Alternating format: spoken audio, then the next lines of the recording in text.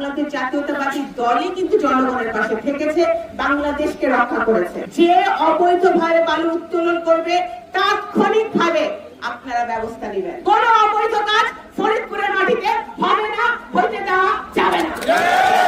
পত্রিকায় কিছু কিছু নাম উঠে আসছে, আমি পরিষ্কারভাবে বলতে চাই, আমার এই মাটির সন্তান হিসেবে আমার কোনো বড় নেতা হতে হবে না এটা বলার জন্য। এই মাটির সন্তান হিসেবে আমার অধিকার আছে, আমার যেরকম অধিকার আছে আপনাদের প্রত্যেকের সমান অধিকার আছে। যে অবৈধভাবে বালু উত্তোলন করবে তাৎক্ষণিকভাবে আপনারা ব্যবস্থা নেবেন। আপনারা প্রশাসনকে জানাবেন যাতে যারা এই অবৈধ কাজ করছে, অবৈধভাবে পয়সা উপার্জন করছে, তারা যেন আইনের আওতায় আসতে পারে। আজকে আমি কেন এখানে এসেছি? আপনাদেরকে সচেতন করার জন্য, কিন্তু আমি আজকে এসেছি। গ্রামবাসীকে, এই সালতা উপজেলার প্রত্যেকটা মানুষ, নগরকান্দা উপজেলার প্রত্যেকটা মানুষ যেন সচেতন হয় যে এই ধরনের কাজ করা যাবে না। আমাদের অবশ্যই জীবিকা নির্বাহ করতে হবে।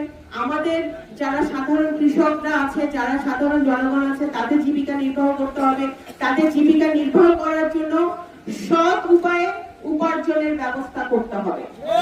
কিন্তু অসৎ উপায়ে কেউ এসে যে ট্রেজার বারবার ঢুকাবে, এবং আমি যেটা পত্রিকায় পড়লাম যে ম্যানেজ করে, কারা কারা ম্যানেজ হইতেছে এটা আমি দেখতে চাই।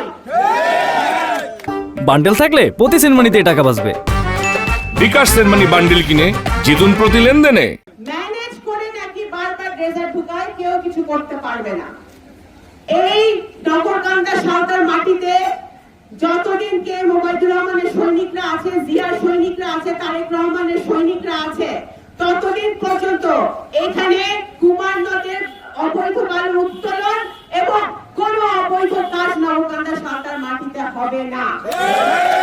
যদি বিএনপির কোন নেতা কর্মী, আমি মনে করি, আমি বারবার আপনাদেরকে সাবধান করি, বারবার কেন সাবধান করি, কারণ হাসিনা পালায় গেছে, দোসররা রয়ে গেছে। ভাই, আপনাদের ঘাড়ের উপরে বন্দুক রাখা তারা অবৈধ কাজ করে, অসৎ কাজ করে, নিজেদের মধ্যে, আপনাদের নিজেদের মধ্যে ঝগড়া বিবাদ লাগায় মজা নেয়। তাহলে এখনো থানায় এখনো মামলা হয় কিসের জন্য? কিসের মামলা? কার মামলা? আমরা তো 15 বছর ধরে আপনার মিথ্যা মামলা খাইতেছেন, আপনারা খাইতেছেন না? 15 বছরে মিথ্যা মামলা আপনারা খেয়েছেন না? আমাদের এখনো আমাদের প্রত্যেকের মাথার উপরে মামলার আছে। সুতরাং এখনো বুঝতে হবে যে ফ্যাসিবাদের দোষরা আছে। এরা আবার শুনি, আমি খুবই বিভিন্ন ভাবে আমি শুনি যে যারা এইসব, এই যে কুমার নদের বালু উত্তোলনের পিছনে যারা আছে, তারা আবার আমাদের ফরিদপুরের জেলা বিএনপির লোকজনের সাথে খাতির করে কিভাবে আরো অবৈধ কাজ বিভিন্ন জায়গায় করা যায় সেই পায়তারা করতেছে। আমি সাংবাদিকদেরকে বললাম, আপনারা সাবধান থাকবেন, কোন অবৈধ কাজ ফরিদপুরের মাটিতে হবে না, হইতে দেওয়া যাবে না।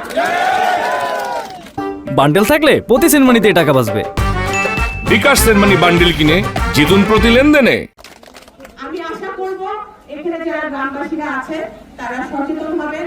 আপনারা কেউ আমার ভাই, কেউ আমার বোন, আপনারা অনেকে মুরব্বীরা এখানে আসছেন, ধন্যবাদ যে রোদের মধ্যে আপনারা কষ্ট করে আসছেন, যে এই অবৈধ কাজটা বন্ধ করতে হবে। না, রাস্তার ক্ষতি হচ্ছে, আমাদের জনগণের ক্ষতি হচ্ছে, নদীর ক্ষতি হচ্ছে, আপনার প্রকৃতির ক্ষতি হচ্ছে, সবভাবে আমাদের কিন্তু আমরা ক্ষতিগ্রস্ত হচ্ছি, লাভবান হচ্ছে এই অবৈধ ব্যবসায়ীরা, এছাড়া কেউ লাভবান হচ্ছে না। সুতরাং আপনারা সচেতন হন, আমি আপনাদের পাশে আছি। গ্রামবাসীরাও সকলেই, বিএনপি যারা এই থানা পর্যায়ে নেতৃবৃন্দরা আছে, এখানে সাতটা উপজেলা সভাপতি আছে, আসাদ আছে, আজাদ আছে, আমাদের টিচার আছে, আশরাফ ভাই আছে, আমাদের ভারপ্রাপ্ত সভাপতি আহ্বান বাবু তালুকদার আছে, অনেকেই আছে, শাহিন, আমাদের সাতটা উপজেলার অনেক নেতৃবৃন্দরা আছে, ছাত্রদল, যুবদল, স্বেচ্ছাসেবক দল। ছাত্ররা, তোমরা যারা ইয়াং জেনারেশন, তোমাদেরকে সচেতন হতে হবে। শুধু স্লোগান দিলেই দল হয় না। তোমরা এই যে কাজ, একটা বিএনপি, মানুষ বিএনপিকে কেন ভালোবাসে? কারণ বিএনপি সবসময় জনগণের পাশে দাঁড়ায়, বিএনপি সবসময় সৎ পথে থাকে, বিএনপি সবসময় সঠিক ভাবে জনগণকে সাহায্য করার চেষ্টা করে এবং করে এসেছে। বন্যা বলেন, কোভিড বলেন, এবং বাংলাদেশে যত রাজনৈতিক বিপদ এসেছে, গণতন্ত্রহীনতা হয়েছে, স্বৈরতন্ত্র এসেছে, বারবার যখন বাংলাদেশের উপর আঘাত এসেছে, জনগণের উপর আঘাত এসেছে, গণতন্ত্রের উপর আঘাত এসেছে, স্বাধীনতা সার্বভৌমত্বের উপর আঘাত এসেছে, বাংলাদেশ জাতীয়তাবাদী দল কখনো শহীদ জিয়ার নেতৃত্বে, কখনো বেগম খালেদা জিয়ার নেতৃত্বে এবং কখনো জনাব তারেক রহমানের নেতৃত্বে বাংলাদেশ জাতীয়তাবাদী দলই কিন্তু জনগণের পাশে থেকেছে, বাংলাদেশকে রক্ষা করেছে।